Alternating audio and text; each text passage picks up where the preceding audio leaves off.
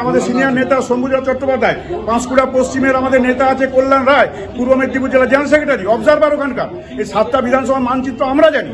সেখানে কংগ্রেসের যে ভোট আছে, কংগ্রেস প্রার্থী আমি আজকের দিনে দাঁড়িয়ে বলতে পারি এখানে বিজেপির প্রার্থী এবং তৃণমূলের প্রার্থীর চেয়ে অনেক বেশি ভোট পেয়ে নির্বাচিত হবে। এবং যাকে প্রার্থী করেছে ইনি আর কেউ নয়, বিজেপির দালাল, ইনি বিজেপির এজেন্ট। সেই এজেন্টকে প্রত্যাহার করতে হবে জাতীয় কংগ্রেসকে। সেই দাবি নিয়ে এসেছি আমরা প্রদেশ কংগ্রেস সভাপতির কাছে, সেই দাবি নিয়ে এসেছি গোলাম মীরের কাছে। গোলাম মীর অবজারভার, কাশ্মীরের মানুষ, কি করে জানে ঘাটালের খবর, কি করে জানবে কেশপুরের খবর? এই যে কপালে দাগটা দেখছে না, কাটা দাগটা সিপিএম কেটে ফেলে দিয়েছিল, সেই সিপিএম এর কাটা দাগ নিয়ে আজও ঘুরে বেড়াচ্ছি। দিনের পর দিন হাসপাতালে থেকেছি, মাসের পর মাস হাসপাতালে থেকেছি। সেই কেশপুর ব্লকে নির্যাতন করেছি, কেশপুর হয়েছি। সেই কেশপুর ব্লক থেকে আমাকে যখন দল প্রার্থী করতে চেয়েছিলেন খুশি হয়েছিলাম, কর্মীদের আশ্বস্ত পেয়েছিলাম, কর্মীদের মনোবল শক্ত হয়েছিল।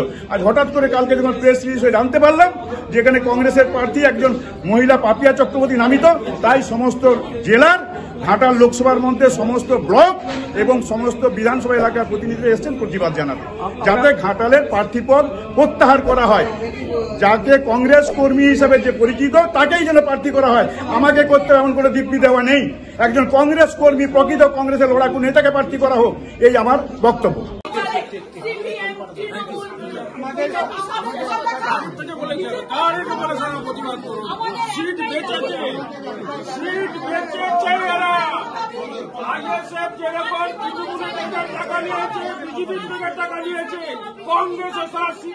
কংগ্রেস অফিসে বিশৃঙ্খলা প্রকাশ্যে গোষ্ঠীদ্বন্দ্ব।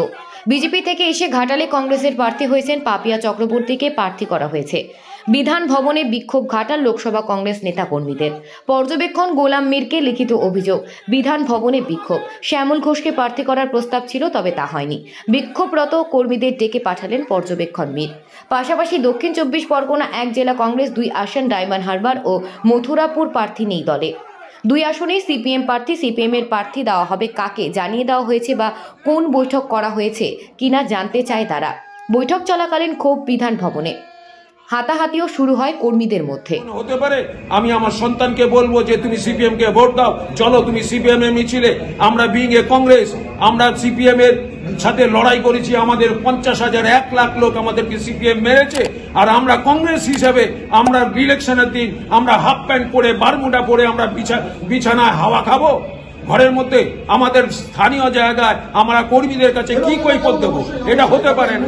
এই সিট বিক্রি করেছে সিপিএম এর কাছে, আইএসএফ, তৃণমূল এবং বিজেপির কাছে বিক্রি হয়ে গেছে। বহুত কোটি টাকা বা কামিয়ে নিয়েছে চেঁচামেচি করে। আইএসএফ এর মতন কংগ্রেস এই বিক্রি করেছে সিট।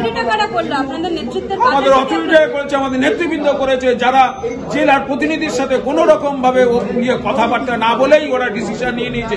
জানি যে এআইসিসি হচ্ছে শেষ সিদ্ধান্ত নেবে, ফাইনাল সিদ্ধান্ত নেবে, কিন্তু জেলায় যারা পার্টি করে, যে যাদের স্টেট, যাদের হাতে কর্মীদের নিয়ে আমরা চলি, আমাদের কোনো তাই নেই। সিপিএম দিয়ে কি চলবে নাকি? আমার নাম তরুণ দাস, ভাইস প্রেসিডেন্ট দক্ষিণ 24 পরগনা। আপনাদের প্রার্থী নিয়ে ক্ষোভ কেন দাদা একটু বলবেন? ঘাটাল লোকসভার সাথে এই কংগ্রেস প্রার্থীর কোনো যোগ নেই। কোনোদিন তিনি ঘাটালে যাননি। ঘাটাল লোকসভায় 7টা বিধানসভাকে একটাও তিনি চেনেননি। ঘাটাল লোকসভায় কতগুলো ব্লক আছে, কতগুলো অঞ্চল আছে, কটা পৌরসভা আছে, তিনি কিছুই জানেন না। তাকে কিভাবে দল চাপিয়ে দিল? যেখানে আমরা ঘাটালের লোকসভার মধ্যে আমরা কর্মীদের সাথে সারা বছর যেভাবে আমরা সেখানে তাদের সাথে মিটিংয়ে, মিছিলে, আন্দোলনে, সংগঠনে সারা বছর সিপিএম এর থেকে মার খেয়ে গেছি। 34 বছর তৃণমূলের কাছে মার খাচ্ছি এই 11-12 বছর ধরে। যে লড়াই অধীর রঞ্জন চৌধুরী করছেন, সারা দিন ধরে লড়াই করছেন যে তৃণমূলের জোর চুরির বিরুদ্ধে, সেই সামিল হয়ে আমরা একই রকম ভাবে সেই অত্যাচার সহ্য করছি এবং লড়াই করছি ঘাটাল সারা মেদিনীপুর জেলায়।